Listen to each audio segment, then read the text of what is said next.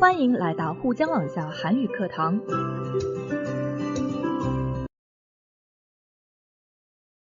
안녕하세요. 연세한국어 6급 과제부문 안보미입니다. 오늘은 제6과 총복습편입니다. 6과 3 정리해봅시다. 과제 총복습 진행해보도록 하겠습니다. 교재 194쪽입니다. 과제 1번. 다음의 통계 자료를 분석, 설명하고 문제의 해결책을 제시해 보십시오. 그리고 두 사람이 짝이 되어 상대방이 제시한 해결책에 대해 반박해 보십시오. 자, 우리 6과 과제 이 부분에서요, 통계 자료를 분석하는 방법, 그리고 상대방의 주장을 논박하는 글쓰기 연습했었죠? 자, 기억나시나요? 자, 이것들 우리 배웠던 것들 활용해서 다시 한번 연습해 보도록 하겠습니다. 자, 우리 194쪽의 도표 보면서요, 195쪽의 표 안에 도표 내용 정리해서 넣어보도록 하겠습니다. 자, 먼저 조사 기관, 보건복지부고요. 자, 조사 내용은 연도별 출산율 추이죠. 자, 추이 뭔가요? 네, 바로 변화를 말하는 거죠. 연도별로 출산율이 어떻게 변화했는지를 나타낸 도표입니다. 연도별 출산율 추이. 자, 우리 해설해 볼게요. 일단 1970년에 출산율이 가장 높았죠? 살펴볼 수 있었고요. 자, 그런데 1970년에서 80년대로 넘어오면서 확연하게 눈에 띄게 감소했죠? 급격히 감소했죠? 출산율 급격히 감소로 정리해 볼 수 있겠고, 자, 1983년부터 2005년까지는 계속 지속적으로 감소 추세를 보였습니다. 정말 한국에서 문제기는 문제예요. 계속 젊은 부부들이 아이를 안 낳으려고 해서 점점 출산율이 낮아지고 있고요. 실제로도 OECD 국가들 중에서 출산율이 거의 최하위권이라는 통계도 나와 있습니다. 자, 출산율이 낮다라는 거는 고령화 사회로 더 빨리 진입한다라는 거고, 그리고 또 앞으로 미래의 사회를 이끌어 나갈 인재가 없다라는 거죠. 문제기는 큰 문제예요. 꼭 해결을 해야 합니다. 자, 어떤 해결책이 적합할까요? 좋은 아이디어 있으신가요? 자, 해결책으로는요, 우리 출산율 장려 복지 정책 마련이 필요하다 주장해 보겠습니다. 장려하다라는 말은 어떠한 일에 힘을 쓸 수 있도록 격려해 주는 겁니다. 자, 지금 한국에 복지 정책이 없는 건 아닙니다. 만약에 한 가구에 세 자녀, 자, 자녀를 3명이나 낳았어요. 자, 그럴 때 세 번째 자녀에게는 굉장히 혜택을 많이 주고 있습니다. 지금 문제는 한 명도 안 낳으려고 하는 게 문제긴 하잖아요. 자, 아무튼 더 많은 복지 혜택이 필요한 것은 맞는 것 같습니다. 자, 이에 대한 반박으로는요, 이미 아까 방금 전에 제가 말씀드린 세 자녀 출산 시 세 번째 자녀에게는 많은 혜택을 이런 정책이 이미 있기는 합니다. 하지만 지금 정책적으로도 소용이 없는 거죠. 왜? 현실적이지 않기 때문에. 자, 그래서 복지 정책을 무조건 만들 게 아니라 근본적인 원인이 무엇인지를 먼저 찾는 게 먼저다라고, 더 필요하다라고 반박해 보겠습니다.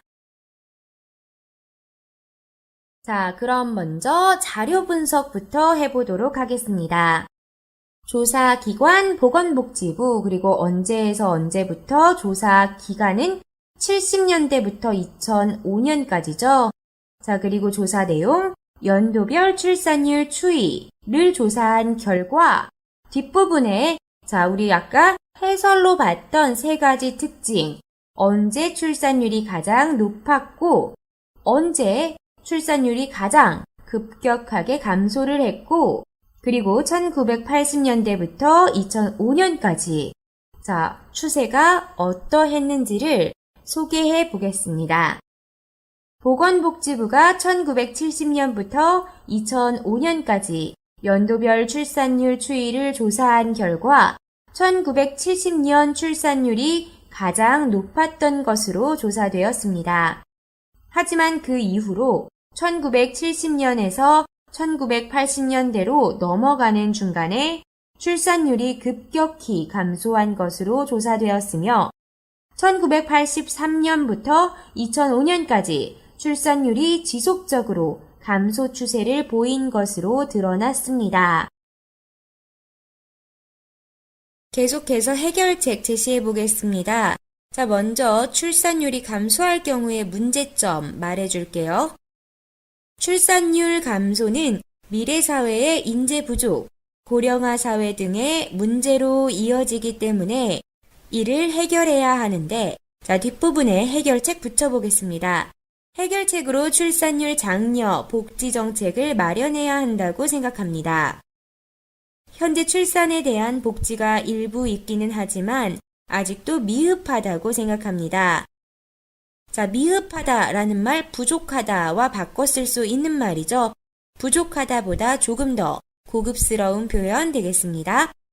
따라서 미흡한 복지 정책을 늘린다면 출산율도 더불어 늘어날 것이라고 생각합니다.로 해결책 제시해 줬고요. 다음 반박해 보겠습니다.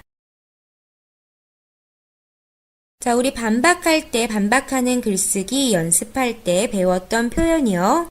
모모하다는 주장에 대해 반박하고자 합니다로 무엇을 반박하고자 하는지를 먼저 좀 명확하게 밝혀주겠습니다. 방금 말씀한 출산율 장려 복지정책 마련이 필요하다는 주장에 대해 반박하고자 합니다.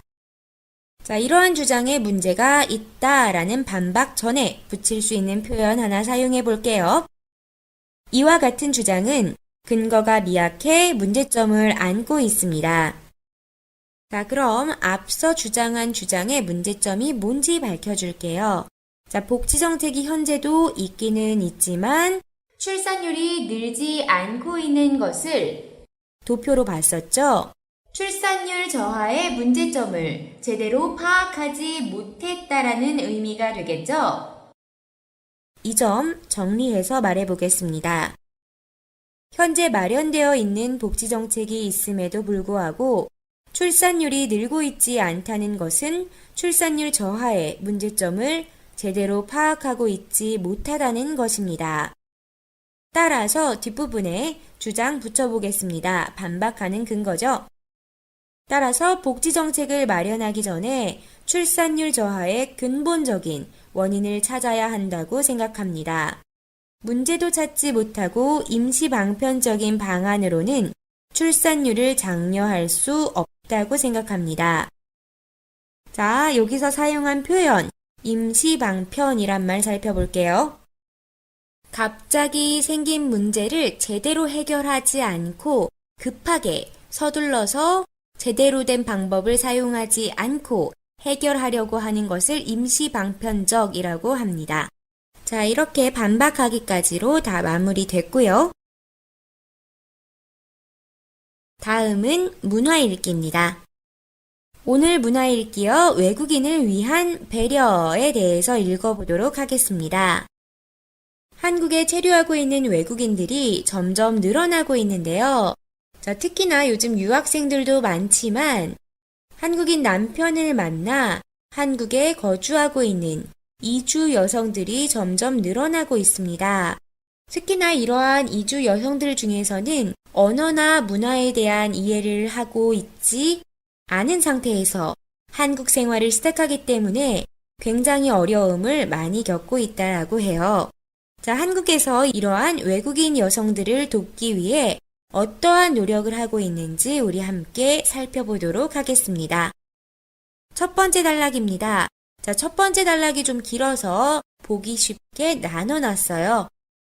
자, 첫 번째 단락 첫 번째 부분입니다.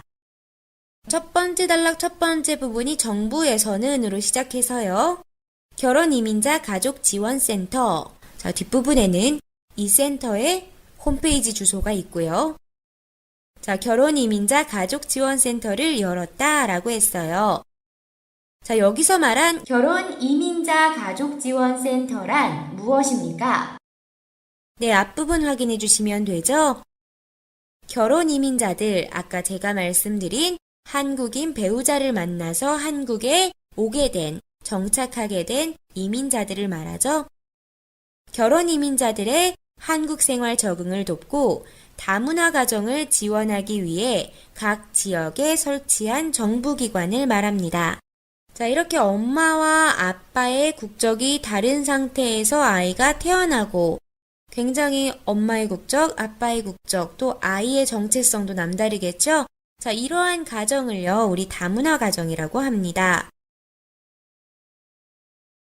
계속해서 1단락 뒷부분 살펴봐 주시겠습니다. 결혼 이민자 가족지원센터가 다양한 프로그램을 지원하고 있는데요. 본문이요, 눈으로 빠르게 살펴봐 주시면서 네, 센터가 지원하고 있는 프로그램들 정리해 주세요. 첫 번째, 네, 바로 이 부분. 한국어 교육을 지원하고 있다라고 했어요. 한국어 교육. 또 뭐 있죠? 네, 이 부분입니다. 가족 통합 교육 또한 지원하고 있고요. 그리고요, 네, 한국 문화 이해 교육을 지원하고 있다라고 했습니다. 명절의 이해나 지역 탐방, 요리 등의 문화, 네, 다 지원하고 있고요. 계속해서, 네, 자조 집단 교육도 지원하고 있는데 이 자조 집단 교육이 뭐죠? 네, 결혼 이민자들이 국적별로 모임을 할 수 있게 하는 것입니다. 자, 그리고요. 네, 마지막 부분 가족 상담 지원 등을 하고 있다라고 했습니다. 네, 주로 교육과 상담에 대한 지원을 많이 하고 있죠. 자, 계속해서요. 또 살펴볼 수 있습니다. 자, 각종 교육과 상담을 지원하고, 자, 또 결혼 이민자 가족센터가 지원하고 있는 프로그램이 있는데요. 뭐죠? 네, 행복한 한국 생활 도우미라는 생활 안내 책자를 배포하고 있다라고 했습니다. 자, 이 책이요. 내용이 뭐죠? 이 책에 있는 내용은요? 네, 이 책은 뒷부분 살펴봐 주시면 되죠? 필요한 영역별 각종 시책 소개, 이용법, 서비스 제공 기관 등을 정리해서 소개한 책자입니다. 자, 계속 이어서 다음 부분이요. 자, 앞에서 언급된 행복한 한국 생활 도우미라는 안내 책자에 대해 계속 소개하고 있는데 이 생활 안내 책자의 특징은 어떻다라고 했죠? 네, 질문에 답하는 Q&A 형식으로 되어 있다고 했고요. 그리고요. 네, 두 번째는 여성 결혼 이민자들의 모국어와 한국어로 제작돼 있다라고 했습니다. 자, 이 책자요. 어디 가면 받을 수 있다고 했죠? 네, 마지막 부분. 법무부의 출입국 관리소나 지방자치단체에서 제공하고 있다라고 했습니다. 자, 정부 이외에도요. 정부에 속하긴 한 기관이지만요. 각종 지방자치단체에서도 활발하게 외국인을 지원하고 있다라고 했는데 그 지원하고 있는 방법이 뭐라고 했죠? 네, 외국인 지원 기관을 설치해서 외국인들의 생활 편의를 도모하고 있다라고 했습니다. 지방자치단체 지원기관의 예는요? 네, 서울시의 글로벌 센터를 예로 말했습니다. 다음 단락이요. 서울 글로벌 센터에서 지원하는 것은요? 네, 서울 생활에 필요한 모든 것을 지원한다라고 했습니다. 네, 구체적으로는요, 그 앞부분요. 되게 많죠? 응급 서비스, 쓰레기 분리수거 방법. 네, 한국은 쓰레기 분리수거 해야 되잖아요. 네. 그리고 운전면허증 발급에 대한 거나 신용카드 발급, 또 휴대전화 개통, 비자 입국이나 세무상담, 세금에 대한 거요. 그리고 각종 서류 발급, 자녀교육, 의식주 관련 정보, 관광 안내. 네, 서울 생활의 모든 것이라고 할 수 있겠네요, 정말. 그 이외에 지방자치단체의 지원 예는요. 네, 수원시, 하남시 등의 외국인 복지센터 운영을 언급하고 있죠. 네, 지방자치단체에서도 활발하게 외국인 결혼 이주자들을 돕기 위해서 노력하고 있는 모습 살펴봤습니다. 자, 그러면은 내용 확인한 것을 바탕으로 우리 읽기 후 연습 진행해 볼게요. 1번. 정부와 지방자치단체에서 시행 중인 외국인을 위한 정책은 무엇입니까? 네, 외국인 지원센터죠. 외국인 지원센터를 운영해 외국인들의 한국 생활 적응을 돕고 있다라고 했습니다. 교육, 상담, 안내책자 배포, 그리고 생활에 대한 모든 것을 지원하고 있다라고 했었죠. 2번, 말하기 연습입니다. 여러분 나라에서는 외국인의 생활 지원을 위한 특별한 지원책이 있습니까? 일단 제가 이것저것 조사해 봤는데요. 제 주변에서 외국인 친구들이 잘 이용하고 있는 지원책 중 하나입니다. 자, 장학금 제도입니다. 네, 어느 나라든 외국인 유학생을 유치하고 지원하기 위해 외국인 학생을 위한 장학금 제도를 특별히 마련하고 있지만 중국만큼 정말 장학금 제도가 잘 돼 있는 나라가 없거든요. 미국이나 한국도 중국만큼 큰 지원을 하지는 못하고 있어요. 특히나 중국에 대한 언어와 문화를 전공하는 학생들에 한한 공자장학금 지원이 굉장히 규모가 큰 걸로 알고 있고요.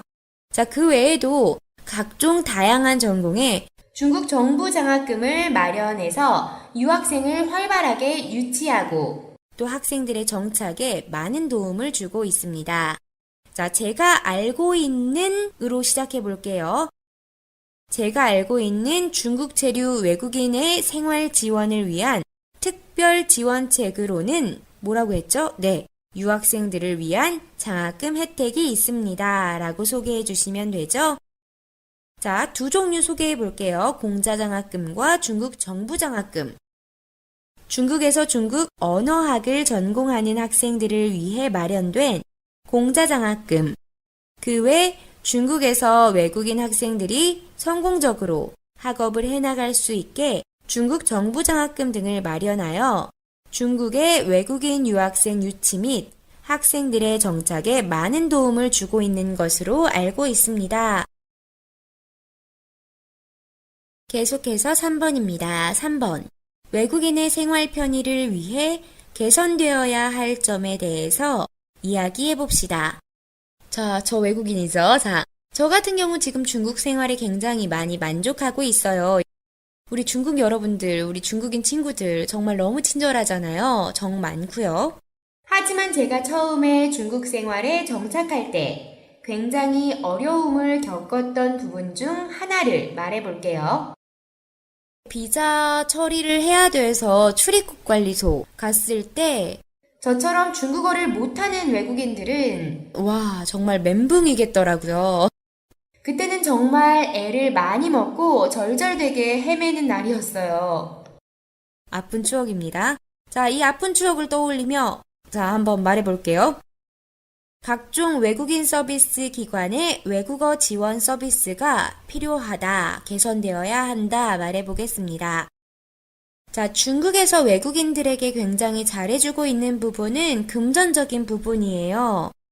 유학생 생활 편의를 위한 장학금이라든지 또 외국인 창업을 유치하기 위해서 외국인 창업 지원금이라든지 이런 금전적인 지원이 굉장히 다른 나라에 비해 잘 돼 있어요. 자, 반면 생활 편의를 위한 이런 언어적인 서비스 부분이 좀 보완이 필요하다라는 거죠. 자, 정리해 보겠습니다. 중국에서는 외국인 생활 편의를 위해 장학금 지원 및 외국인 창업 지원 등 많은 투자를 하고 있는 것으로 알고 있습니다. 반면 생활 편의를 위한 서비스 부분은 아직 보완이 필요하다고 생각합니다. 먼저 외국인들이 가장 힘들어하는 것은 공공기관 외국어 서비스의 부재입니다. 비자 및 거류증 처리를 위해 거쳐야 하는 출입국 관리소 등에도 정말 대도시권 이외 2선 도시만 해도 외국어 지원 서비스가 없어 중국어에 익숙하지 않은 외국인들이 많은 불편을 겪고 있다고 들었습니다. 따라서 우선적으로 외국인들이 자주 이용하는 공공기관 외국어 지원 서비스가 있다면 좋을 것 같습니다. 자, 이렇게 해서 여기까지요. 6과의 모든 내용들 마무리됐습니다. 6과 진행 내내 수고 너무 많으셨고요. 자, 반드시 복습 통해서 자기화시키시기 바랍니다. 수고 많으셨습니다. 다음 시간 7과에서 새로운 주제로 다시 찾아뵙겠습니다. 안녕히 계세요. 다음 시간에 또 만나요.